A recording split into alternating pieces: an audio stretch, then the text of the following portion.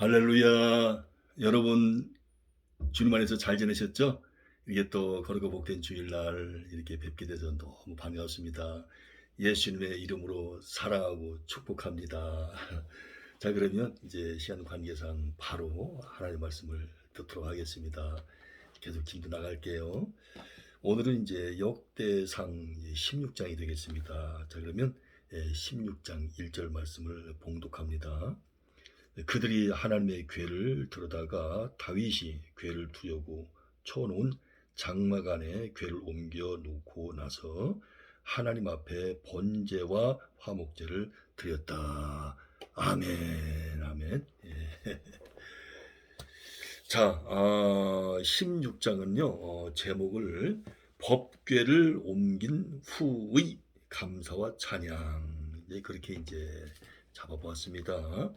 자, 1절부터 3절까지는 감사의 제사에 대하여, 4절부터 6절까지는 찬양을 담당할 자들에 대하여, 7절부터 36절까지는 찬미의 노래에 대하여, 37절부터 43절까지는 예루살렘의 법궤와 기브온의 제단에서 봉사할 자들에 대하여 기록을 하고 있습니다. 자, 그러면 이제 본장의 개요를 이제 말씀드리도록 하겠습니다. 전체 숲이죠.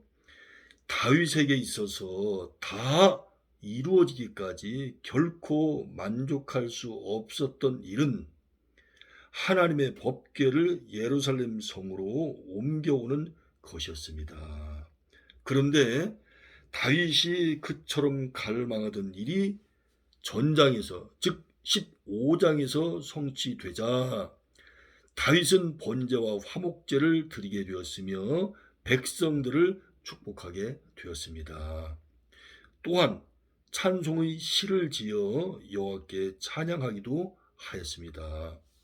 우리는 본장을 통해서 왕권을 확립한 다윗이 최우선적으로 시행한 일이 예배 제도의 기틀을 잡은 것이라는 사실을 알 수 있게 됩니다. 예배 제도의 기틀을 잡았다.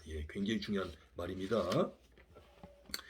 우리가 어느 분야에서 일을 하더라도 가장 먼저 해결해야 할 문제는 하나님과 우리와의 관계의 회복이어야 함을 잊어서는 안 됩니다. 자, 이번에는 1절부터 3절까지 말씀을 가지고 다윗이 예비한 곳에 법궤가 안치된 후 그는 무슨 일을 하였는지 이 부분을 알아보도록 하겠습니다. 하나님께 제물을 드리게 되었는데 하나는 하나님 앞에서 완전한 삶을 다짐하며 헌신을 각오하는 번제였으며, 자, 번제는 뭘 각오한다고요? 헌신. 다른 하나는 하나님의 은총을 감사하며 드리는 화목제였습니다. 화목제는 바로 뭐라고요? 하나님의 은총을 감사하는 것이다. 그런 의미로 드린 제사다 그 말이죠. 또한 다윗은 하나님의 이름으로 백성들을 축복하여 주었습니다. 그리고 멜기세덱이 아브라함을 맞을 때에 떡과 포도주를 가지고 나와서 축복한 것처럼 창세기 14장 18절 나와 있거든요. 아브라함이 전쟁을 해서 이제 이겨가지고 올 때 얘기입니다. 다윗도 백성들에게 떡 하나와 고기 한 조각과 건포도 떡 하나씩을 나누어 주었습니다. 뿐만 아니라 다윗은 레위 사람 중에서 하나님께 노래하고 찬양할 자들을 뽑아 하나님이 궤 앞에서 봉사하도록 하였습니다. 왕권이 든든히 확립되어 가는 중에 이처럼 다윗은 하나님께 대한 봉사를 무엇보다도 기쁘게 생각하고 최우선적인 과제로 여겼던 것입니다. 참 아름다운 신앙이죠. 자, 이번에는 8절부터 36절까지 말씀을 가지고 다윗이 하나님께 감사하여 부른 찬양의 내용은 어떤 것인지 이 부분을 알아보도록 하겠습니다. 우선 이 찬양은 그가 이미 지어 놓았던 여러 시편을 모아서 정리한 것임을 알아야 합니다. 즉 8절부터 22절은 시편 105편 1절부터 15절의 반복이며 23절부터 33절은 시편 96편 전체의 반복이고 34절부터 36절은 시편 106편 1절, 47절, 48절이 반복입니다. 그 내용은 첫째, 하나님의 구원 역사를 모든 백성에게 알리자는 것이며, 둘째, 과거에 하나님께서 베푸신 은혜를 기억하며 계속적으로 하나님의 은혜를 바라는 것이고, 셋째로는 하나님과 그 백성과의 관계를 이야기하면서 하나님께서 이스라엘 백성들을 보호해 주셨음을 선포하고 있습니다. 또한 온 세계가 여호와를 찬양해야 한다는 말씀과 함께 여호와께서 영원히 송축을 받으셔야 할 분이심을 고백하며 끝을 맺고 있습니다. 자, 이번에는 37절 38절 말씀을 가지고 다윗은 예루살렘에 안추된 법궤를 봉사하게 하려고 누구를 세웠습니까? 첫째는 아삽과 그 형제들을 세웠습니다. 그들은 법궤 앞에서 찬양하는 일을 담당하였는데 날마다 그들이 해야 하는 책임대로 잘 감당하였습니다. 정말 귀하신 분들이죠. 4절부터 6절을 참조하시면 됩니다. 또한 오벳 에돔과 그의 집안 사람 68명, 그리고 여두둔의 아들 오벳 에돔과 호사는 예루살렘 성막의 문지기로서 봉사하게 되었습니다. 세 번째입니다. 이 말씀은. 자, 이번에는 이제 39절부터 42절까지 말씀을 가지고 다윗 시대의 제단은 기브온에 있었는데 그곳에서 섬기게 될 자는 누구였을까? 그걸 좀 알아보도록 하겠습니다. 제사장 사독과 그 동료들이었습니다. 그들은 하나님께 아침 저녁으로 번제 드리는 일을 계속하게 되었습니다. 또한 해만과 여두두는 노래와 악기로 찬양을 담당하게 되었습니다.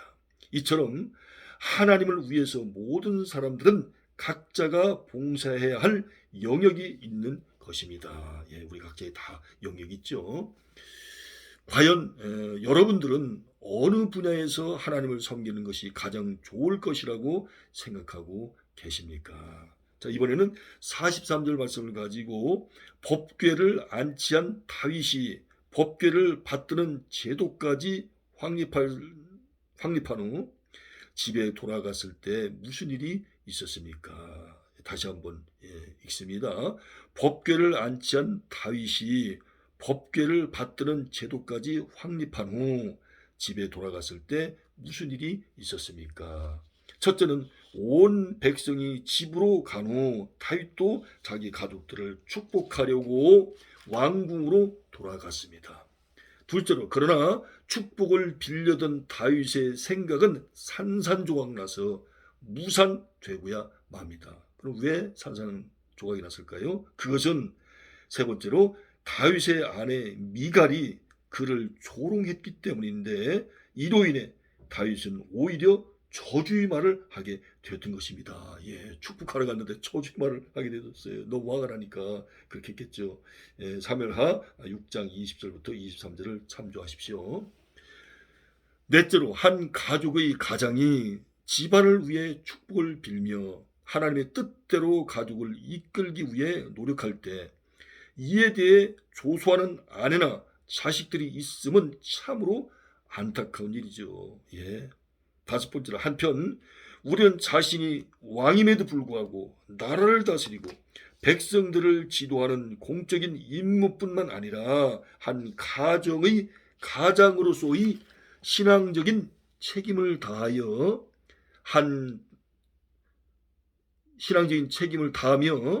한 다윗의 모습에서 성도들이 지내야 할 사회적, 가정적 의무를 아울러 발견하게 됩니다. 참 이런 면에서 정말 다윗이 물론 이제 우리가 잘 아시다시피 죄를 지은 것도 있잖아요. 그럼에도 불구하고 다윗이 정말 침상이 흥건히 젖도록 철저히 회개하고 그리고 나서는 정말 하나님의 사람으로 이제 탈바꿈 되어지는, 정말 근본적으로 변화되어져가는 그런 모습을 우리가 성경을 통해서 익히 알 수가 있잖아요. 지금도 이렇게 우리가 이제 말씀 들었습니다만 얼마나 참 아름답습니까? 근데 이제 좀 전에 말씀드렸던 축복하러 이제 가정으로 돌아오는데 저주를 뽑았다고 그랬잖아요. 그 이유는 바로 자기 아내 미갈이 이제 조롱을 했기 때문에 그렇겠다라고 이제 성경은 기록을 하고 있어요. 자, 그러면 미갈 얘기가 나왔으니까 그 미갈에 대해서 조금 좀 이렇게 알아보도록 하겠습니다. 이 미갈은 뜻이 누가 하나님과 같은가, 그런 뜻이에요. 사울의 둘째 딸입니다. 메랍의 동생이에요. 메랍의 동생. 사무엘상 14장 49절에 자세히 나와 있거든요. 그리고 이제 다윗을 죽이려는 아버지 사울이 계략에 의해 블레셋 사람의 양피, 포피죠. 그 양피 200개를 이제 결혼 예물로 이제 뭡니까, 해서 다윗의 아내가 됩니다. 그러니까 이제 블레셋 사람과 싸워서 가서 이제 죽으라는 거예요. 가서 죽어라. 근데 하나님께서 안 죽게 하셔가지고 포피를 200개를 잘라온 거예요. 그러니까 정말 죽어야 될 이 다윗이 안 죽고, 그러니까 약속은 또 했어요. 네가 이제 200개를 가지고 오면 내 딸을 네 아내로 주겠다. 그 약속을 했으니 또 안 줄 수도 없고. 그러니까 사울이 인간적으로 보게 되면 얼마나 정말 화가 났겠습니까? 스트레스가 얼마나 높았겠어요. 근데 이게 얼마나 악한 행위입니까? 세상에 얼마나 악한 행위예요. 정말 참 이 사울 왕은 말입니다. 정말 나쁜 왕이 같습니다. 그 내용이 사무엘상 18장 27절에 자세히 나와 있거든요. 그러나 다윗이 이제 사울의 음모가 계속해서 이제 이어져서 다윗이 사울의 음모가 계속 이제 지속이 되니까, 이어지니까 다윗을 몰래 성 밖으로 이제 도피시킵니다. 누가요? 미갈이. 그 내용이 사무엘상 19장 16절부터 17절까지.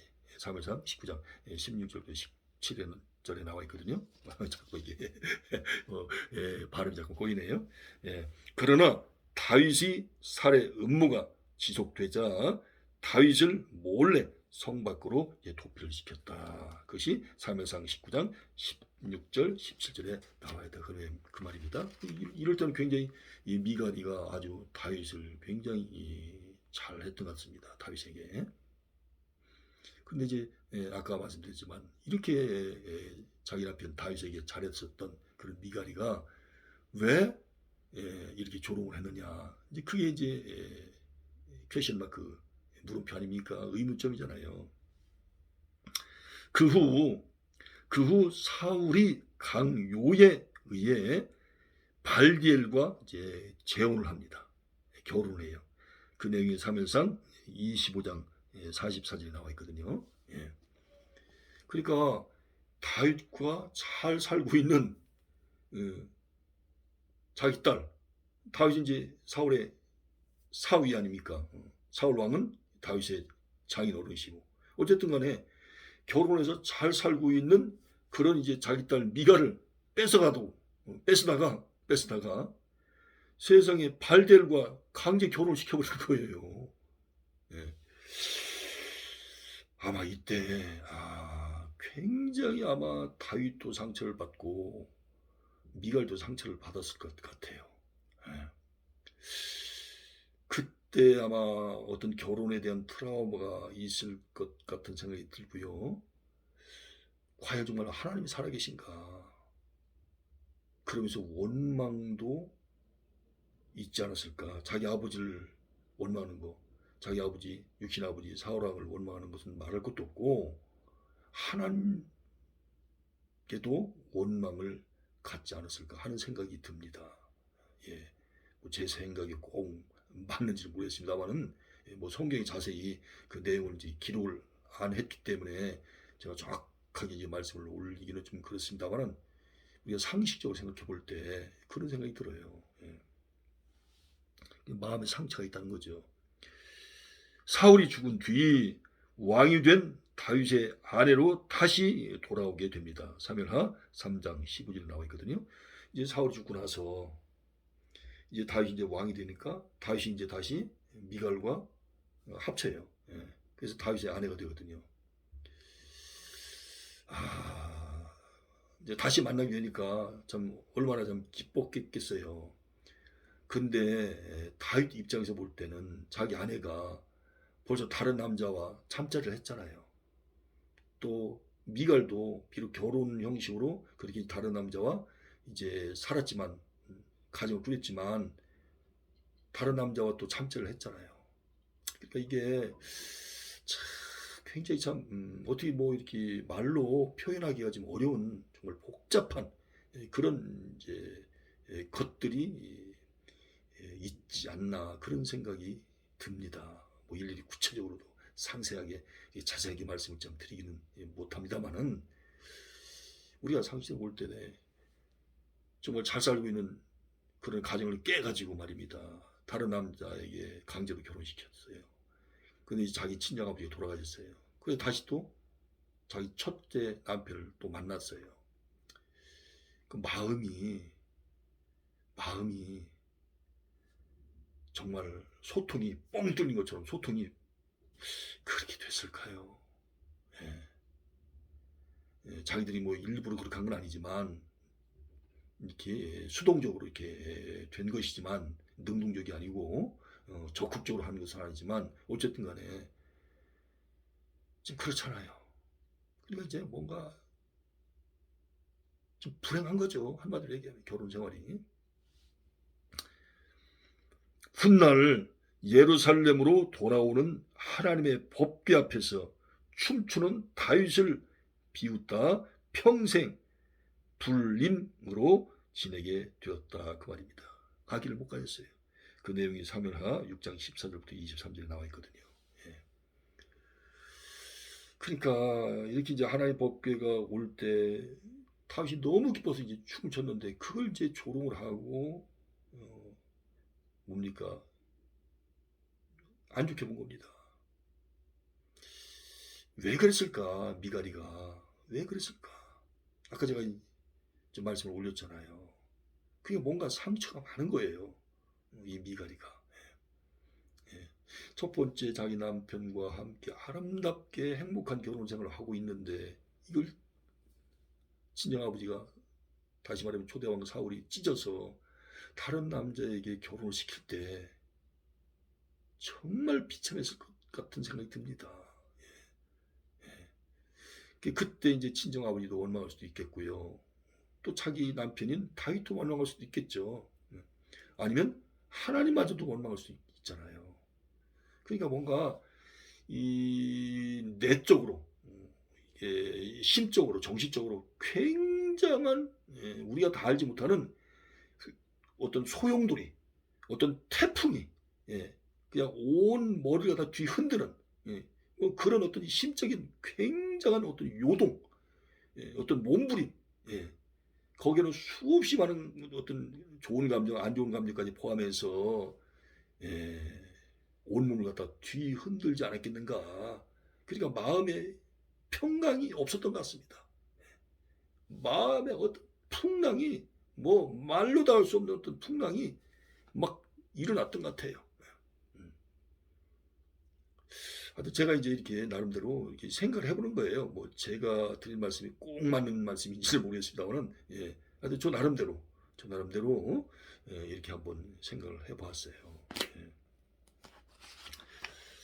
자 오늘 이제 이렇게 특별히 미갈에 대해서 조금 더 자세하게 이렇게 말씀을 올리면서 참 이 다윗 입장에서는 얼마나 기뻤겠습니까? 정말 너무나 기뻤잖아요. 그러니까 춤까지 춘 것이 아니겠어요? 그래서 자기의 어떤 공적인 일을 이제 다 마쳤으니까 가정으로 돌아가서 정말 가족들에게 좀 복을 빌어줘야 되겠다, 축복해야 되겠다. 그런 마음으로 왔는데 자기 아내가 이렇게 그냥 조롱을 하니까 그냥 밥맛이 싹 따르는 겁니다.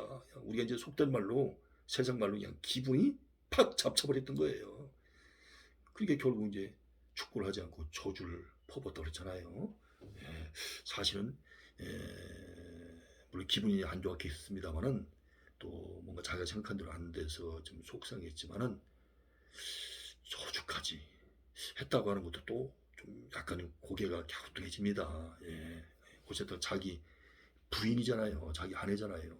물론 이제 미워할 수 있겠지만 조금 거기서 좀 다윗도 조금 좀 마음을 좀 추스렸으면 더 좋았지 않았겠는가 뭐 그런 생각도 또 해봅니다.